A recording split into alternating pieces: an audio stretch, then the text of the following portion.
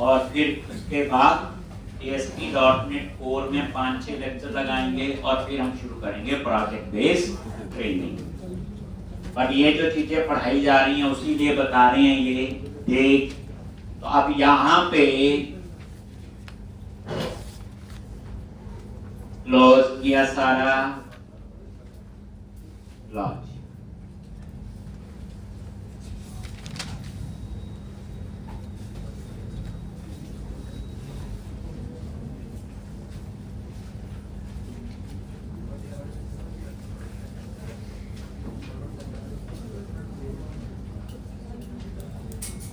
Employees list,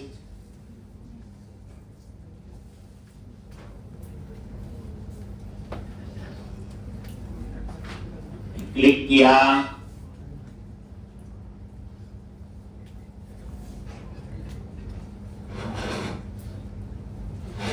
और new employ हम यहाँ पे ठीक है जी, कर लिया था आपने। अब मैं यहाँ डिपार्टमेंट आईडी नहीं चाहिए, यहाँ डिपार्टमेंट लिखा होना चाहिए। ये डेजिग्नेशन आईडी नहीं चाहिए, यहाँ डेजिग्नेशन लिखना है। और इस टेक्स्ट बॉक्स की जगह ड्रॉप डाउन लिस्ट चाहिए और इसमें डाटा डिपार्टमेंट टेबल से आना चाहिए। यहाँ भी drop down list designation table से। तो पहले रिक्वायरमेंट समझ आ गई। तो सबसे पहले हम डिस्प्ले नेम चेंज करेंगे।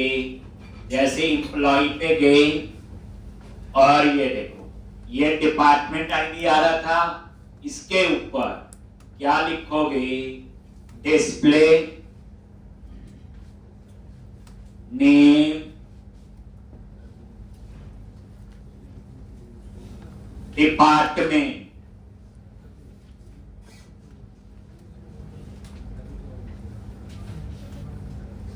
एक और यहां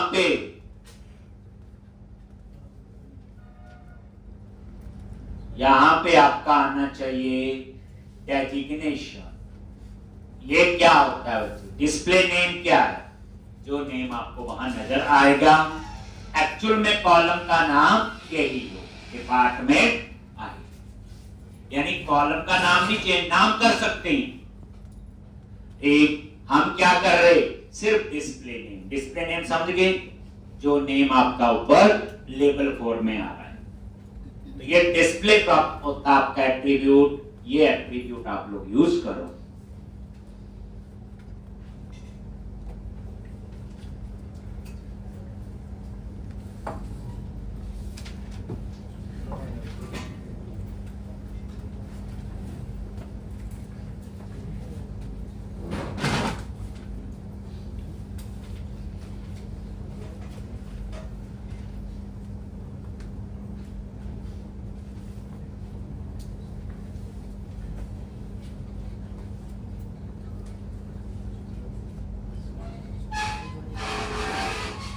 ये देखो हो गया ना चेंज, क्या लिखा आ गया, डिपार्टमेंट और ठीक। अब यहां पे लगाएंगे ड्रॉप डाउन लिस्ट। तो ये हो गया ठीक। अब मुझे क्या चाहिए, ड्रॉप डाउन लिस्ट लगाना है और वहां पे डिपार्टमेंट लिस्ट। तो पहली बात, डिपार्टमेंट कहां से आएंगे, डिपार्टमेंट मॉडल से। डेजिग्नेशंस कहां से आएंगी, डेजिग्नेशन मॉडल्स। ठीक, तो उसके लिए आप लोग क्या करोगे, डिपार्टमेंट से आएंगे डेजिग्नेशन। तो हमने जो पढ़ा हुआ, जितना हमें आज तक नॉलेज है, ये देखो कंट्रोलर पे गए,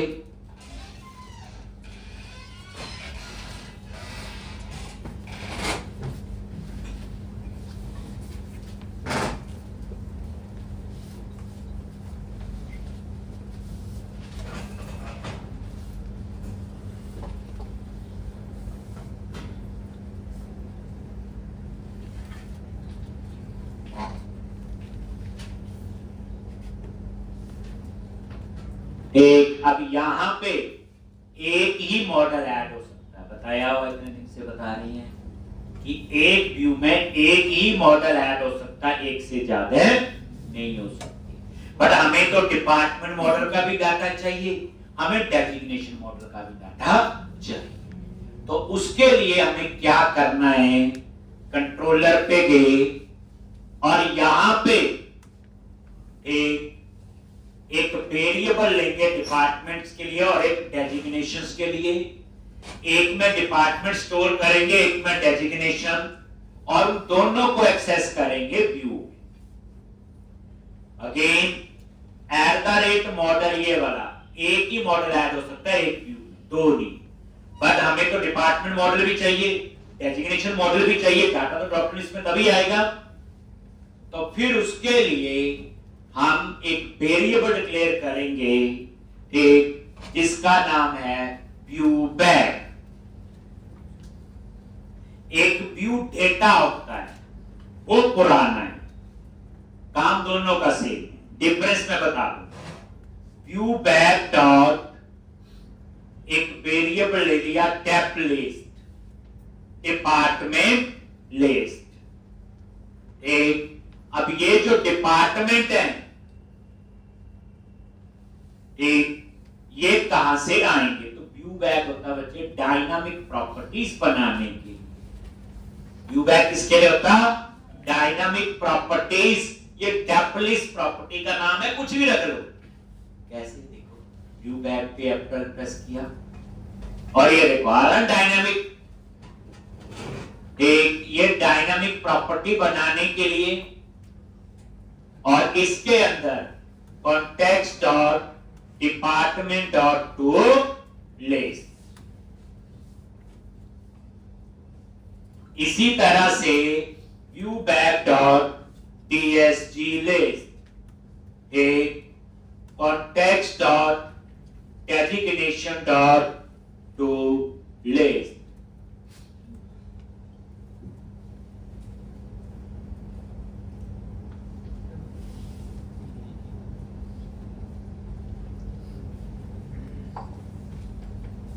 सर ये हम वेरिएबल बना रहे हैं, बताता हूं।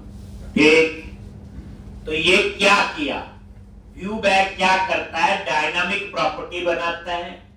आगे प्रॉपर्टी का नाम कुछ भी रख लो, एक में डिपार्टमेंट आगे और एक में डेजिग्नेशन।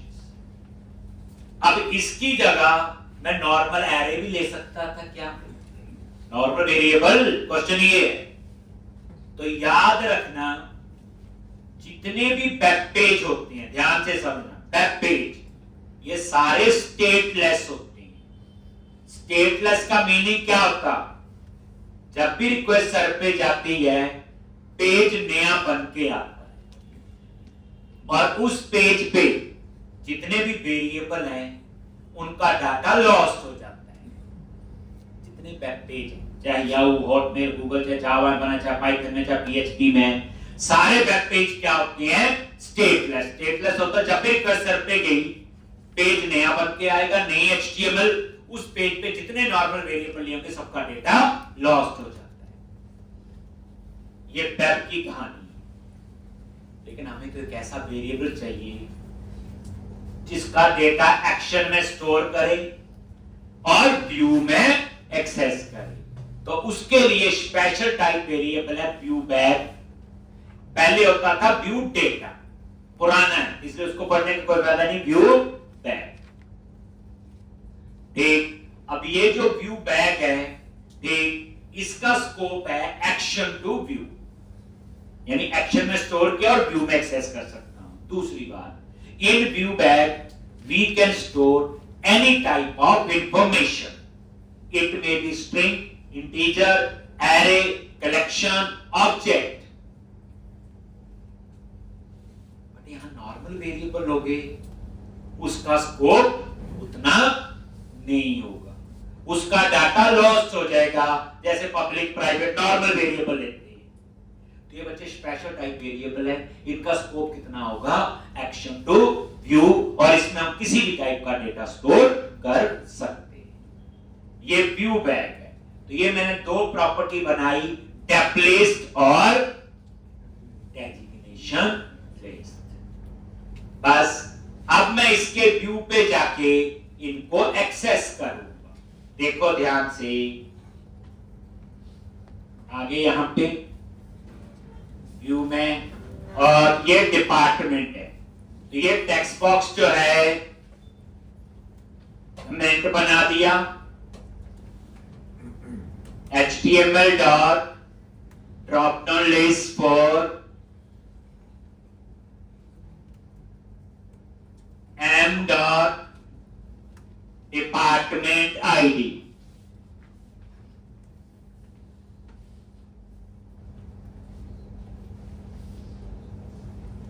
एक M dot department ID,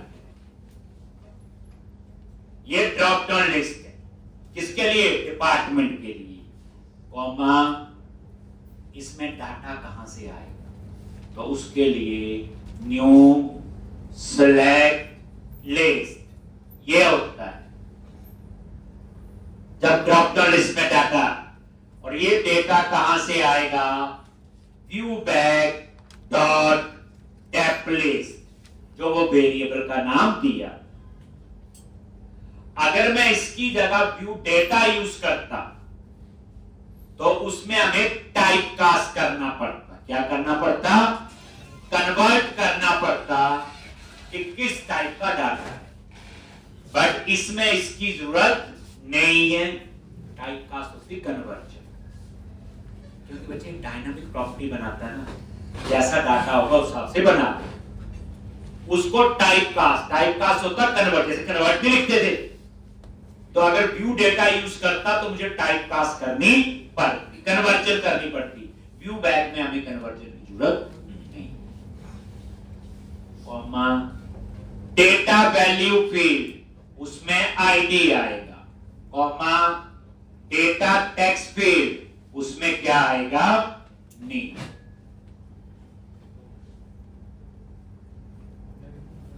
data value field याद करो, ड्रॉपलिस्ट मैंने पढ़ाया था। डाटा टेक्स्ट फील्ड उस कॉलम का नाम जिसका डेटा डिस्प्ले होता है, डाटा वैल्यू फील्ड जिसका डिस्प्ले नहीं होता, कॉमा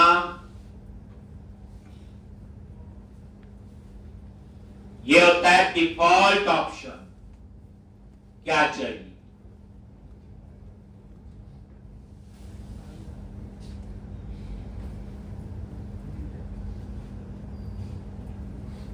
यहां पे लिख दिया सिलेक्ट डिपार्टमेंट, होता ना ये,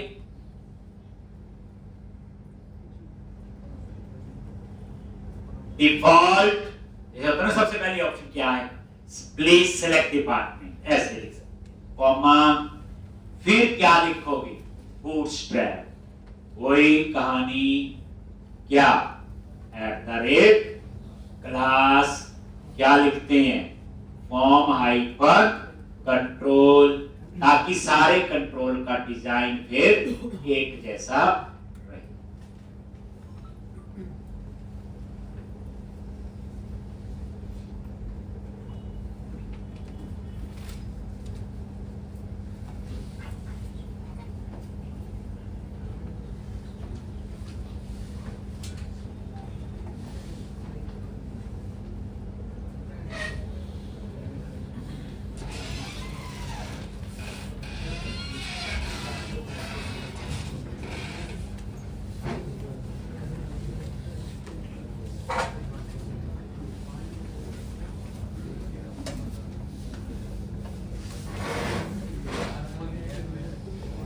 आइडिया हो जाए।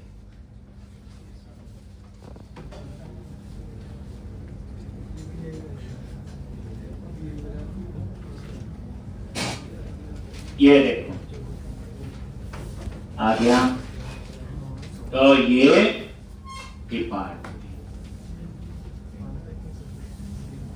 इसी तरह से अब दूसरा होगा डेजिग्नेशन, सेम आ जाओ, ये डेजिग्नेशन है,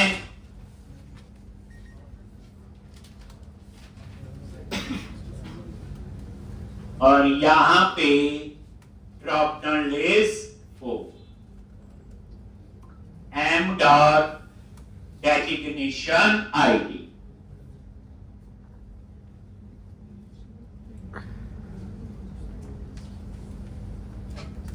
select list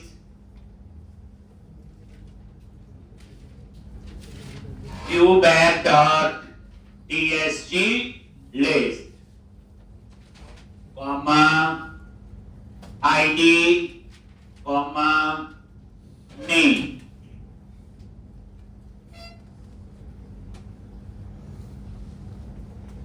sorry tsg list, ठीक है। सेम जो ऊपर लिखा data text field, data value field, और यहां आ जाएगा सेलेक्ट डेजिग्नेशन। डबल कोट्स में गए, जो नेक्स्ट क्वेश्चन होगा उसमें चेक बॉक्स भी लगाएंगे, रेडियो बटन। आप खुद सोचो HTML में यही चीजें तो यूज होती हैं।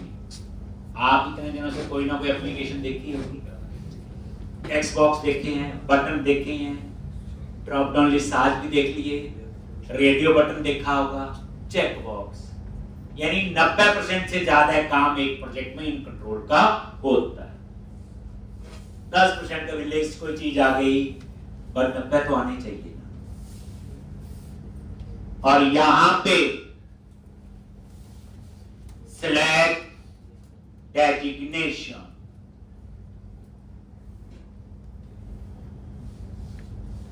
कॉमा न्यू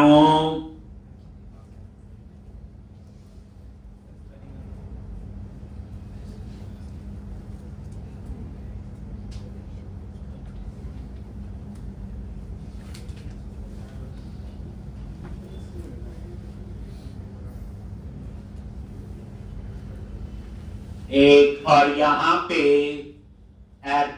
@क्लास, और ये आपका आ गया फॉर्म हाइपर कंट्रोल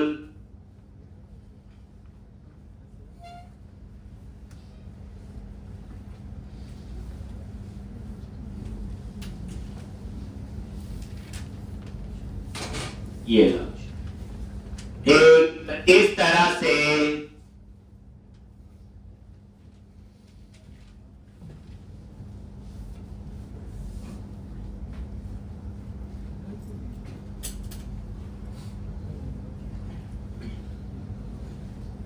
एक, अब आप लोग सेम है, और ये देखो सेव किया, रिफ्रेश, और ये देखो आगे ये भी एक, तो इस तरह से ये आपका। तो हम लोगों की पहले बताओ कहानी क्या है। एक व्यू में एक ही मॉडल ऐड हो सकता है, एक से ज्यादा मॉडल ऐड नहीं हो सकता। तो कई बार हमारी रिक्वायरमेंट ऐसी आती कि कंट्रोलर में एक्शन में कोई इंफॉर्मेशन स्टोर की और व्यू में एक्सेस करनी है, तो उसके लिए नॉर्मल वेरिएबल तो यूज नहीं हो सकते, क्योंकि वैलिड वेब पेज क्या होते हैं, स्टेटलेस होते हैं। स्टेटलेस का मीनिंग होता है जब भी रिक्वेस्ट सर्वर पे जाती पेज नया बन के आता है, तो उस पेज का डाटा तो लॉस्ट हो जाएगा। लेकिन हमें तो ऐसा वेरिएबल चाहिए वो डाटा लॉस्ट ना हो, हमने दूसरी जगह एक्सेस करना, तो उसके लिए यूज किए व्यू बैक। पूरी कहानी बना के ये यूज क्यों किया, ये नहीं बोलना डिपार्टमेंट और डेजिग्नेशन के लिए यूज किया, बड़ी बेइज्जती हो, समझ के। एक कि मल्टीपल मॉडल नहीं ऐड हो सकते थे, अब हमें ऐसा वेरिएबल चाहिए जो कंट्रोलर से व्यू तक उसका स्कोप हो, लेकिन वेब पेज तो नॉर्मल सारे स्टेटलेस होते हैं। नॉर्मल वेरिएबल जो लेते हैं हम लोग C++ वगैरह में एरे जो भी, उनका स्कोप तो खत्म हो जाता है, क्योंकि जब भी रिक्वेस्ट सर्वर पे जाती पेज नया बन के आता। ये कहानी है वेब पेज की, ये सारे स्टेटलेस होते हैं, ये जितनी बार रिक्वेस्ट सर्वर पे जाती उतनी बार ही नई HTML बन के आती है, चाहे याहू, हॉटमेल, गूगल कभी भी देख। तो अब आपका नेक्स्ट स्टेप क्या हो गया जी, इतना, और ये आपके ड्रॉप डाउन लिस्ट लग, तो इतना काम हो गया। अब मैं वैलिडेशन के मैसेज भी आने चाहिए नीचे, वो भी कर लो ठीक। क्या करते हैं यहां पे, @सेक्शन, और सेक्शन का नाम क्या है, स्क्रिप्ट्स। ये नहीं पे कुछ भी लिख दो, ये स्क्रिप्ट्स जो है व्यूज के अंदर शेयर और लेआउट।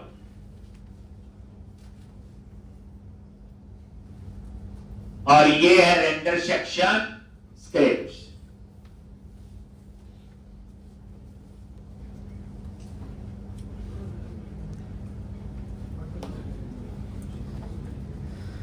रेंडर सेक्शन क्या है? ये स्क्रिप्ट्स। ठीक,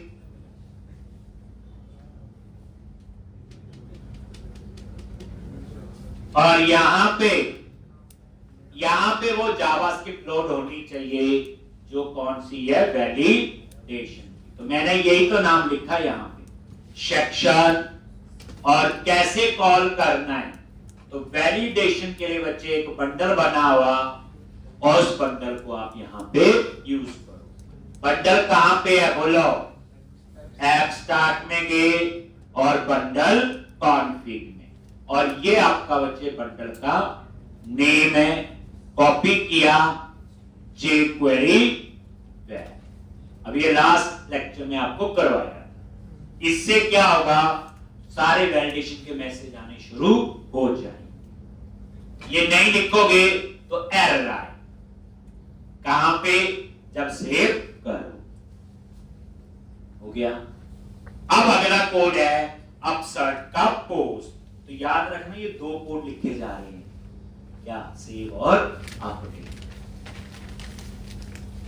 अभी तो सेव का ही है। एक चीज आपने और ऐड करनी, जब हम अपडेट करते हैं तो उस समय आईडी नहीं चाहिए होता। क्या चाहिए होता है? आईडी।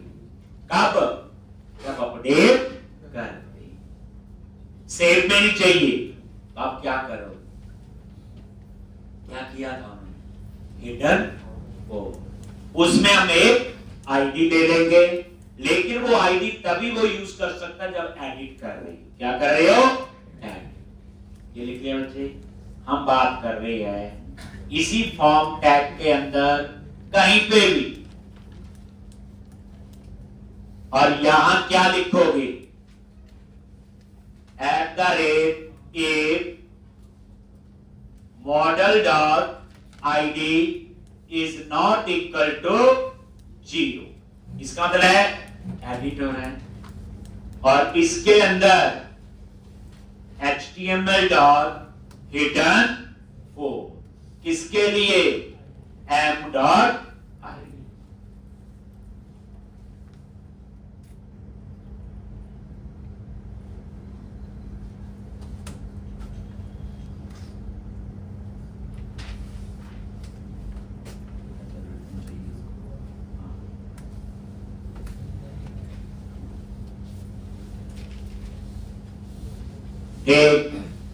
कहीं पे भी फॉर्म टैग में लिख लो, जरूरी नहीं है, नजर को आना नहीं है ये।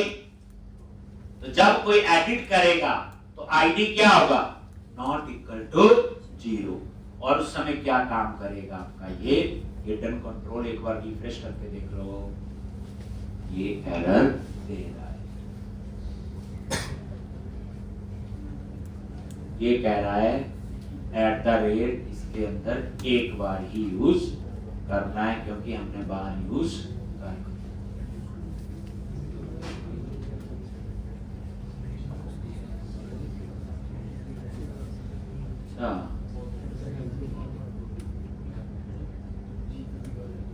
ये कह रहा है क्योंकि ऊपर कह रहा है यूजिंग में आपने लगा हुआ, ठीक है, और यहाँ पे लगा है। ये कह रहा है HTML हेल्पर पे लगाओ, बाकी आपको लगाने की जरूरत नहीं। ये ठीक है जी। इसका मतलब ये था ना बच्चे, यूजिंग के आगे @ लगा है, तो जो भी आपने प्रोग्रामिंग वाली चीज लिखनी है 4y, तो उसके आगे @ लगाने की जरूरत नहीं, क्योंकि ऊपर लग चुका था। ये क्या है? हेल्पर में तो आपका लगेगा ही।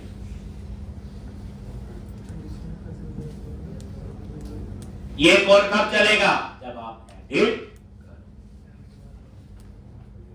मतलब ये है, जब आपने पिछला क्वेश्चन किया था उसमें एडिट वाले में हिडन 4 था, क्रिएट में हिडन 4 नहीं।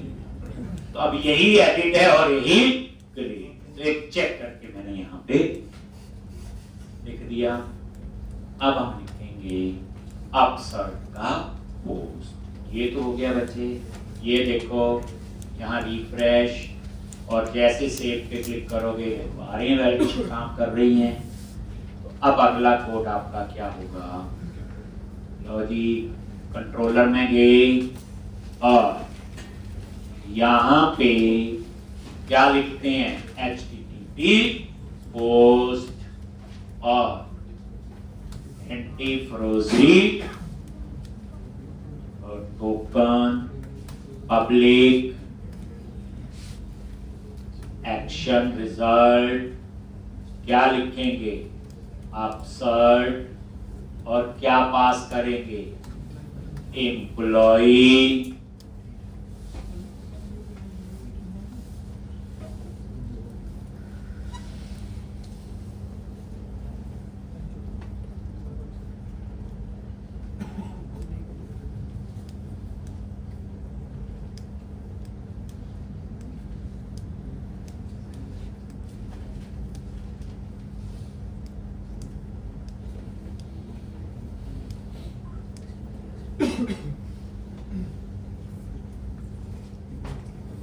एक। तो सबसे पहली लाइन क्या लिखनी? क्या एम्प्लॉय में कुछ है कि नहीं? Return HTTP not found. अगर नल नहीं है फिर क्या लिखेंगे? If model state dot is valid. अगर ये वैलिड है या वैलिड नहीं है तो क्या करें?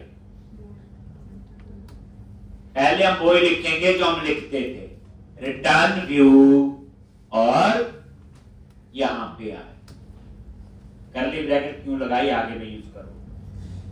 अगर ये वैलिड नहीं है, जैसे मान लो जावास्क्रिप्ट डिसेबल्ड है, सर्वर पे आगे इज वैलिड फॉल्स होगा, तो वापस वो उसी व्यू पे रहे। अगर ये वैलिड है तो यहां जाएगा और यहां चेक किया employee.id। अगर ये 0 है तो कौन सा कोड होगा? सेव। ID 0 save. तो यहां क्या लिखेंगे? Context dot employees dot add और ये ऐड का होगा। अगर ऐसा नहीं है तो फिर कौन सा code? Update.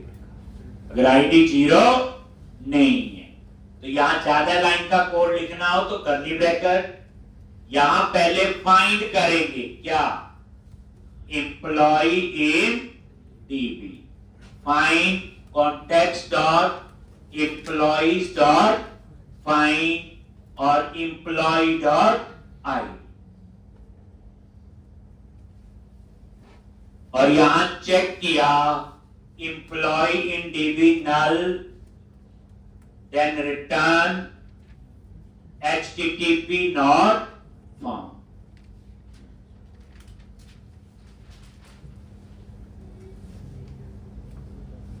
HTTP not found।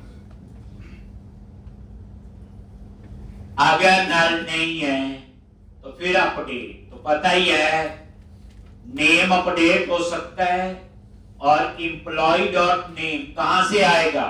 Views. कहां से आएगा? व्यूज। इसी तरह से एड्रेस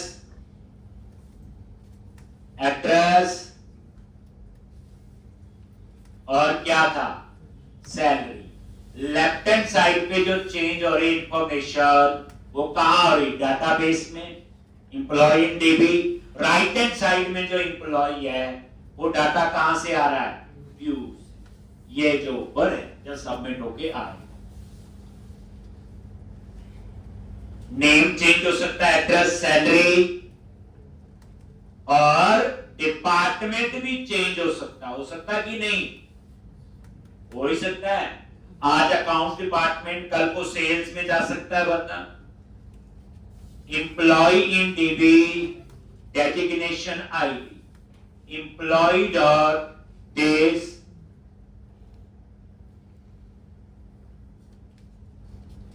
और अब डेजिग्नेशन है, आज प्रोग्रामर है, कल को टीम लीड बन सकता है, प्रोजेक्ट मैनेजर। और यहां पे कॉन्टेक्स्ट डॉट सेव चेंज। देखो अगर आप ऐड पे आओगे तो भी सेव चेंजेस चाहिए, और जब अपडेट करना है तो भी सेव चेंजेस चाहिए। दोनों में से एक इफ तो चलेगा ना, या आईडी 0 होगा या 0 नहीं।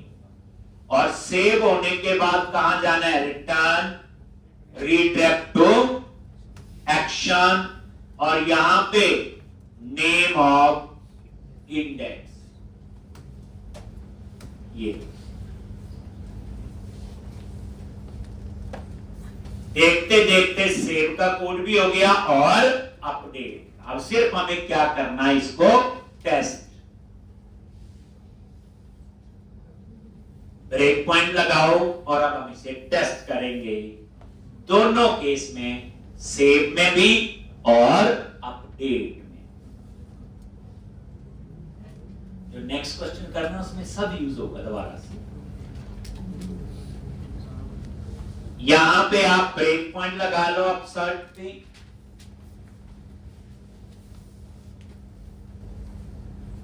एक अभी रन कराओ।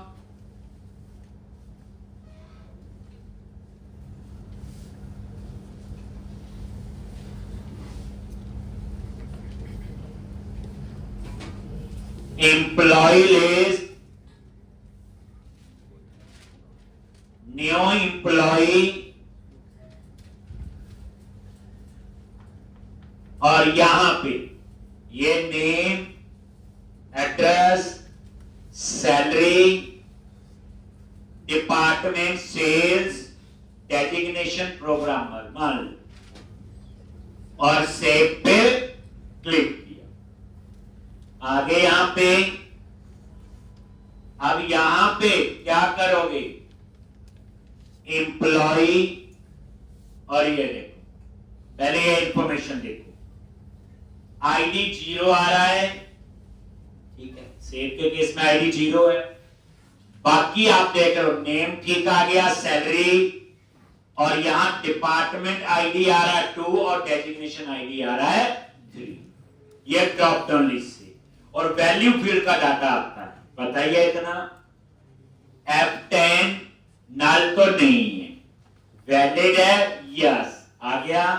आईडी 0 है तो ऐड पे जाएगा, और उसके बाद सीधा सेव चेंजेस। कोड में कोई एक्स्ट्रा लाइन नहीं होनी चाहिए। और उसके बाद कहां जाएगा, ये डिलीट का बटन थोड़ा ठीक नहीं है, क्लास अप्लाई नहीं की होगी इसके ऊपर ना, चलो ये बात में कर लेते हैं। एक और नेम,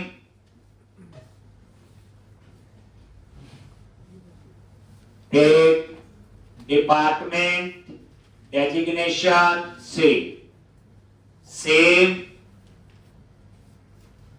यही कोड द्वारा चलेगा, वैलिड है, 0 है, ऐड है और सेव।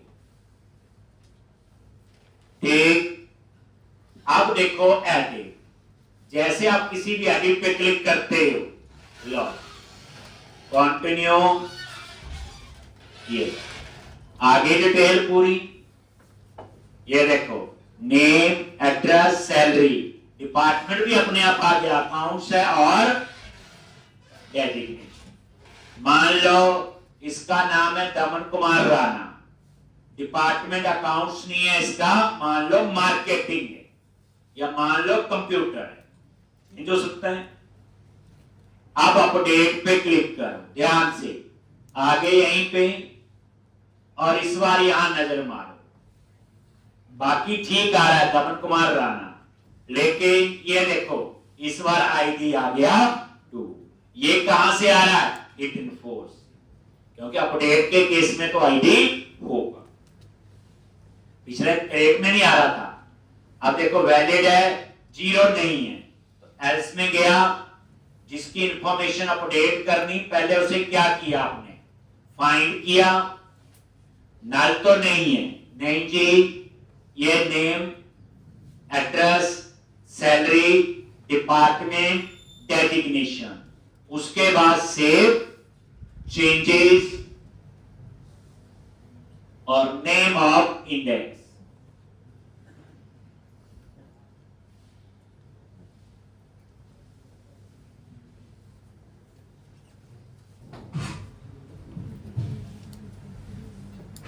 ये दमन कुमार राणा, और ये देखो, ये कंप्यूटर चेंज किया था और ये हो। अब आप लोग फिर एडिट पे क्लिक किया, आगे यहां पे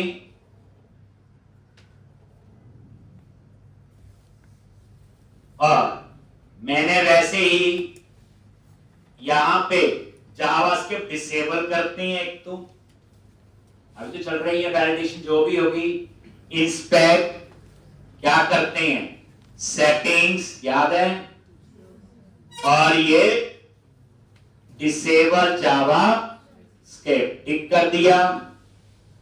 और यहां पे एक काम करते हैं, ऐसे कर दिया मैंने, नेम को खाली छोड़ नहीं सकते। अब आप अपडेट पे क्लिक करो, देखो चला गया सर्वर पे। अब यहां पे आएगा जावास्क्रिप्ट डिसेबल है, इसीलिए सर्वर पे गया है। अब ये वैलिड नहीं है, ये देखो आ गया यहां पे। और उसके बाद यहीं से बाहर, और ये देखो कंटिन्यू करो, और उसने एरर दे दी, किसमें, डिपार्टमेंट, यानी उसको डिपार्टमेंट मिला ही नहीं। Understood designation. तो इसके पीछे क्या रीजन था बच्चे, ये देखो कि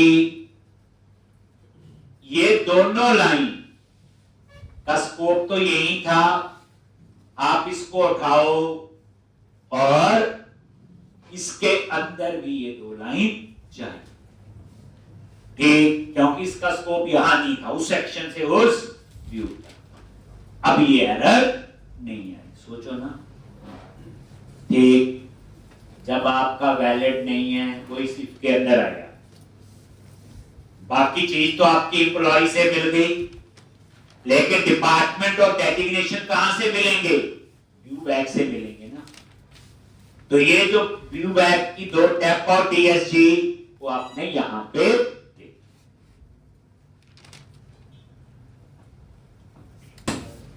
उसके लिए ये व्यू बैक, और यही व्यू बैक तो वहां एक्सेस हो रहे हैं, कहां पे, व्यू। तो इसलिए ये इसीलिए टेस्ट करवाया। अगर आप जावास्क्रिप्ट डिसेबल करके इसको टेस्ट नहीं करते, कभी जावास्क्रिप्ट डिसेबल्ड होती, तो फिर यहां पे ये एरर आ, ठीक। तो ये बच्चे प्रैक्टिस आपने हो गया, सेव भी हो गया और अपडेट। अब हमारा कौन सा कोड लिखा जाएगा, ठीक, समझ आई ना बच्चे, क्योंकि इसका स्कोप इस एक्शन और इसके व्यू तक है। अभी ये लग मेथड हो गया ना ये, तो जब वो यहां आया तो ये व्यू बैक उसे, क्योंकि इसका एक साइकिल ही चलता है, कंट्रोलर मतलब एक्शन और व्यू, दोबारा से एक्शन पे आओगे फिर व्यू पे, तो डाटा लॉस्ट हो जाए, इसलिए दोबारा से मुझे यहां पे ऐड करना पड़ा। तो ये लो जी, अब आप आ जाओ इसके इंडेक्स पे। ये हो गया बच्चे, जो बटन डिलीट का है उसको थोड़ा ठीक कर लो, क्या था, बूटस्ट्रैप अप्लाई नहीं की हुई थी, ये देखो, बाकी तो सब कुछ लिखा हुआ था इसमें, क्या चीज रह गई थी, ठीक, क्लास btn हाइफन danger,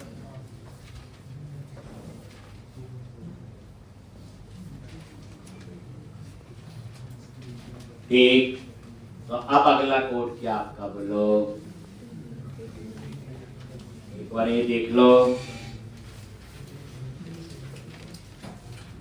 तो नई चीज क्या सीख ली, ठीक, ये देखो, डिलीट क्लिक किया, कैंसल, क्लिक किया। अब ओके का कोड लिखना है। तो जैसे बच्चे आप इस पे क्लिक करोगे तो ये कहां लिखा हुआ, ये पूरी रो बनी है इस बिगिन फॉर्म। तो जैसे ये सबमिट होगा तो कहां जाएगा, डिलीट एक्शन कहां बनाना है, एम्प्लॉय कंट्रोलर में, और आईडी उसमें क्या होगा, एक पैरामीटर। तो कंट्रोलर में आ जाओ, डिटेल का उसके बाद बना लेते हैं। क्या लिखेंगे, पब्लिक एक्शन रिजल्ट डिलीट, और एक पैरामीटर है आई। तो सिंपल पहले क्या लिखना है बोलो, एम्प्लॉय फ्रॉम डीबी।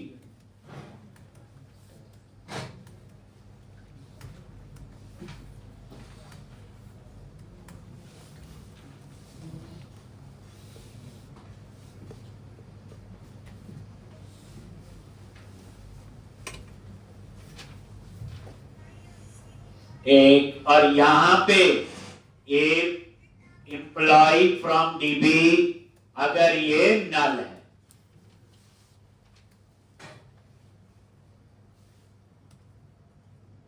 देन क्या करें,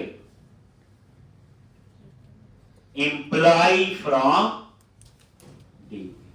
अगर नल है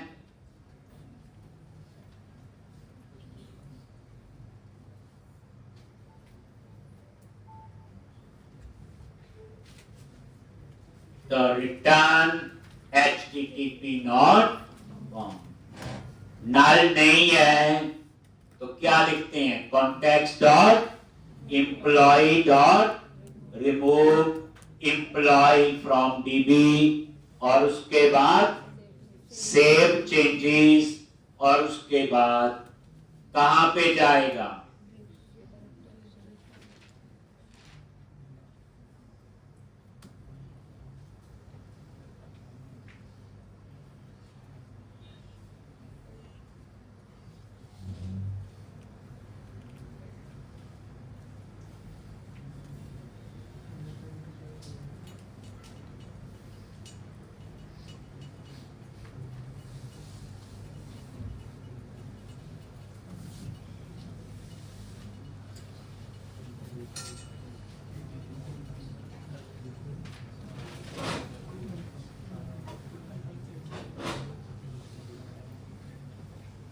ले रहे हैं। तो ये था आपका सिंपल सा डिलीट। चेक कर लो, ब्रेक पॉइंट लगा दिया, पहले भी लिखा हुआ कोड, कोई पहली बार नहीं लिख रही।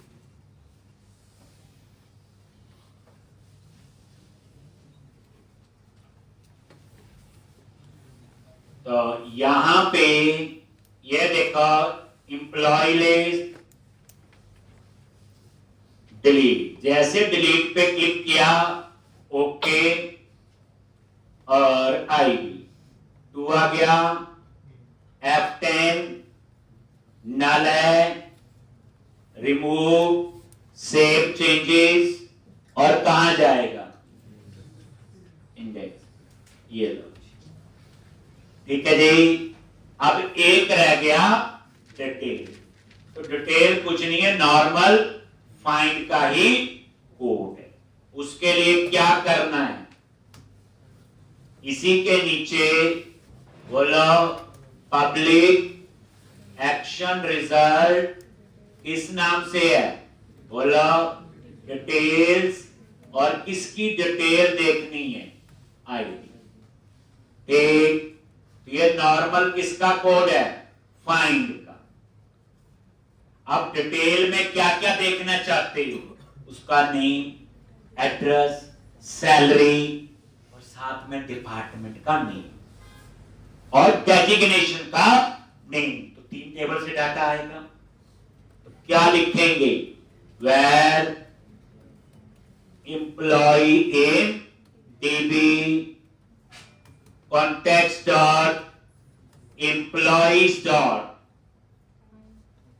एक, ये देखो दूसरे टेबल से इंक्लूड क्या लिखा, वही lambda expression E dot department एक और टेबल है, फिर वही ई डॉट डेजिग्नेशन ऊपर लिखा हुआ हमने,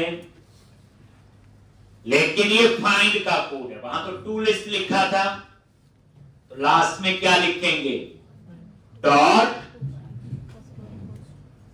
फाइंड है नहीं है।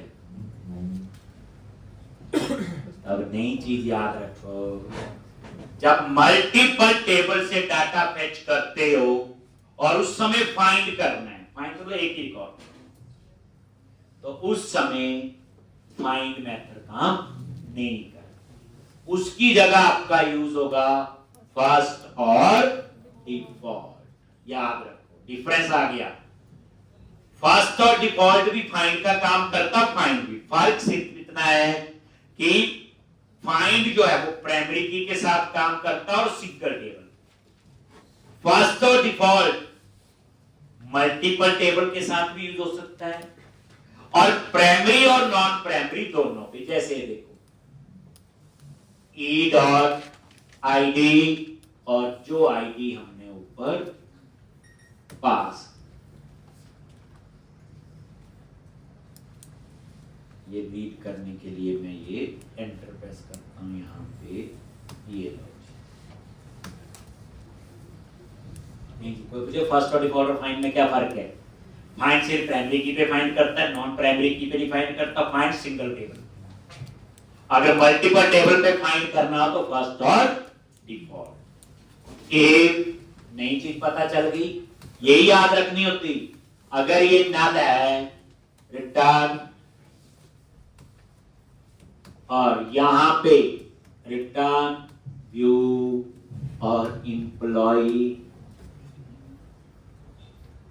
इन डीबी।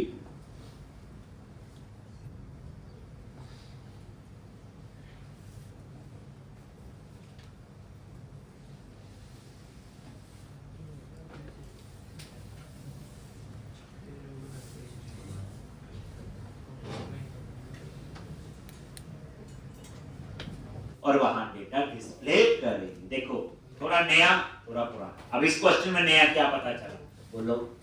मल्टीपल टेबल इंक्लूड इस क्वेश्चन। दूसरा फाइंड और फर्स्ट और डिफॉल्ट। तीसरा व्यू बैक। चौथा ड्रॉप डाउन लिस्ट। तो याद रखने वाली चीजें कम है, जो नहीं पुरानी तो सारी आती है। अब ये देखो ना, फाइंड याद रखना, ये मैं डिटेल क्या कर रहा है, अपसर्ट मेन चीज ये से। अब नेक्स्ट क्वेश्चन में सब यूज होगा दोबारा से, उसका कुछ नया सीख लेंगे, इसकी प्रैक्टिस होगी नया, बट इसकी होनी जरूरी। अब हम डिटेल नाम से क्या बनाएंगे, बोलो? व्यू। तो right click, add view, MPC file और ऐड कर। अब हम डिटेल्स नाम से व्यू बनाएंगे और वहां पे सिंपल डिस्प्ले करेंगे। वो तो मैं पहले भी लिख चुके हैं। एक कोई मॉडल ऐड करना एम्प्लॉय का, एक टेबल सा बना के आउटपुट लेंगे। मल्टीपल टेबल है, बस यही इसमें कहानी। टर्नरी ऑपरेटर भी सीखा है, पढ़ा तो था, यूज कहां करना है।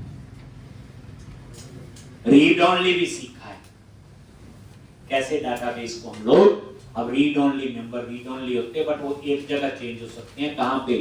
कंस्ट्रक्टर। कांस्टेंट मेंबर कहीं चेंज नहीं हो। चीजें तो याद रखने वाली है। अब आ जाओ डिटेल। तो साथ साथ हम रन कर लेते हैं ताकि इसका डिजाइन भी हम देखते जाए। उसके बाद इस क्वेश्चन पे मैंने आपको अप्लाई करने हैं लेआउट। जैसे पिछले में वैलिडेशन सीखी, मल्टीपल लेआउट, अभी तो एक ही आता है ना। एम्प्लॉय लिस्ट, आगे डिटेल पे क्लिक किया, ये आ गया। अब इसका डिजाइन बनाएंगे, तो आता है आपको क्या लिखेंगे, @model namespace dot model dot employee. Heading देना है उसे H2 और यहां पे एम्प्लॉय डिटेल, देन यहाँ पे class text hyphen primary text hyphen centre हो गया जी। अब यहाँ पे table class table table hyphen border table hyphen stripe table hyphen this और T head table heading T R table row और यहाँ पे टी एच टेबल हेडिंग क्या आएगा, एम्प्लॉय का नेम, एड्रेस, सैलरी, डिपार्टमेंट और डेजिग्नेशन, नेम, एड्रेस, सैलरी और क्या है, डिपार्टमेंट और क्या है, डेजिग्नेशन। यही आ गई। और देखो ये चीज को नहीं थोड़ी है कि नहीं, फिर क्या लिखते हैं, कोई लूप नहीं लगेगा क्योंकि फाइंड का कोड है एक के record, T R table row. अब देखो हम क्या क्या चीजें रोज पढ़ते हैं, HTML यूज करते हैं, बूटस्ट्रैप यूज करते हैं, एक डाटाबेस यूज हो रहा है, MVC यूज हो रहा है आपका। सिर्फ एक चीज नहीं हमने अभी लिखनी शुरू की, क्या, जावा। जब JS फैमिली आएगी तो वो भी एक आएगा। एक आध दिन तो समझ नहीं आना क्या हो गया हमारे साथ, फिर धीरे धीरे समझ आना शुरू होगा। पहले दिन तो वेब कॉन्ट्री नहीं समझ आई थी जब पहली बार मैंने दिखवाई एक, लेकिन प्रैक्टिस से कोई भी चीज मुश्किल। एक चीज याद रखना बच्चे, प्रोग्रामिंग एक जैसी होती है। ये एक मिथ है कि जावा पढ़ लो, PHP पढ़ लो, पाइथन, अगर नहीं आई तो कोई नहीं आएगी, एक आ गई तो सारी आ जाएगी। और कंपनीज में आजकल चॉइस नहीं है। आपका स्किल ठीक होना चाहिए, आपको पता होना, जैसे मान लो मैंने MVCA पढ़ा है ASP.NET कोर में, हो सकता है वहाँ जावा का फ्रेमवर्क यूज करना है, MVC हो सकता है वो पाइथन का जेंगो पे करना है, हो सकता है PHP का लारावल करना है। तो आपको पता होगा कि मॉडल व्यू कंट्रोलर क्या होता है, कंट्रोलर क्या है, डाटा कैसे आता है, तो आपको सारी कहानी पता, बस सिंटैक्स उस लैंग्वेज के सीखने। सिंटैक्स में क्या सीखना होता है, कैसे प्रोजेक्ट बनाना, रन करना, पेज कैसे बनाएंगे, उस पेज पे HTML कैसे लिखेंगे, उस पेज पे डाटाबेस कैसे एक्सेस करेंगे। जब इतनी बात आ गई फिर अपना अपना काम शुरू करना था। हम कितनी चीजें पढ़ेंगे, शुरू में लगवाई नहीं है मैंने, हम ऐसे थोड़ी रेक्ट में, एंगुलर में, नोड में, इसमें कई चीजें हमने पढ़नी है, तब खुद वेरीफाई हो जाएगा। ईडी क्या लिखना है, मॉडल को एक्सेस करना है तो @model नेम आ गया जी। लॉजी आपने कोई कॉपी पेस्ट नहीं करना, एड्रेस, सैलरी और दूसरे टेबल से क्या लिखते हैं, बोलो, department dot name, designation dot name.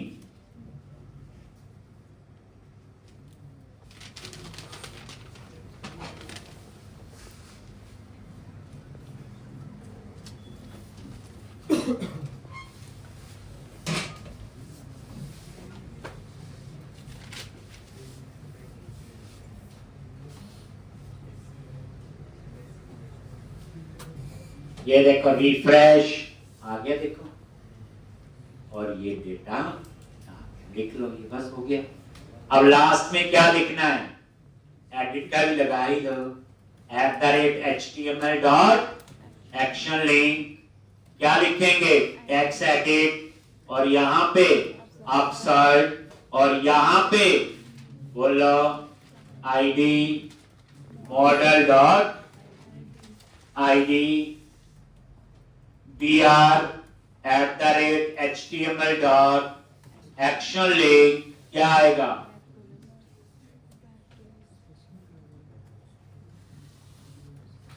Back to list, और कौन सा एक्शन, इंडेक्स लॉजिक, ये आपका तैयार हो गया।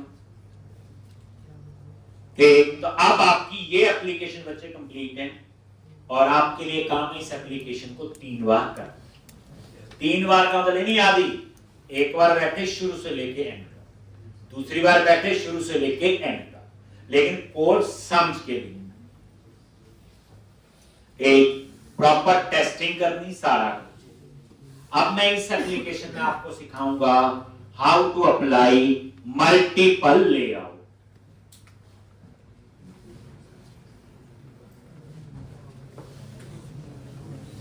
मल्टीपल लेआउट कैसे अप्लाई करते हैं। सिंगल लेआउट तो हमें आता है। एक तो कल का लेक्चर आपका किस पे लगेगा, लेआउट पे। फिर परसों शुरू करेंगे कंट्री स्टेट सिटी वाला। जैसे आप किसी वेबसाइट में कभी साइन अप करते हैं, किन चीजों का ध्यान रखना होता है। पहला ध्यान आपको पता है, उसका डाटाबेस कैसा बने, ये सबसे इंपॉर्टेंट है। मैं इस चीज को सेकेंडरी मानती हूं। अगर आपको ये नहीं पता डिपार्टमेंट टेबल बनना है या डेजिग्नेशन, तो इस कोड को सीखने का क्या फायदा, कोई फायदा नहीं। जैसे हम साइन अप का पेज बनाएंगे तो कौन से मास्टर टेबल बनने हैं, कैसे फॉर्म की, कंट्री स्टेट सिटी, अब ये कहानी आपकी पक्की। अब कोई बोले जी ये साइन अप का पेज जावा बनाओ, बना देंगे। ठीक, ये पेज पाइथन में बनाओ, बना सकते हैं कि नहीं। एक तो इसलिए जो डाटाबेस है बच्चे इंपॉर्टेंट होता है। आप चाहे कोई बैंक की एप्लीकेशन उठा लो, चाहे ई कॉमर्स एप्लीकेशन, जितना भी चीजें नजर आती हैं वो डाटा ही होता है।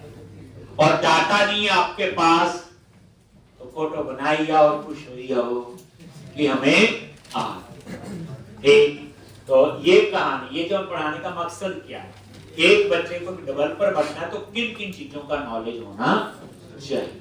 ये एक चीज सीख के एंगुलर, रिएक्ट, नोड, ASP.NET या जावा पाइथन से गुजारा नहीं चलता। ठीक, तो बच्चे इसको करोगे, कल मैं इसी में करवाऊंगा लेआउट टॉपिक।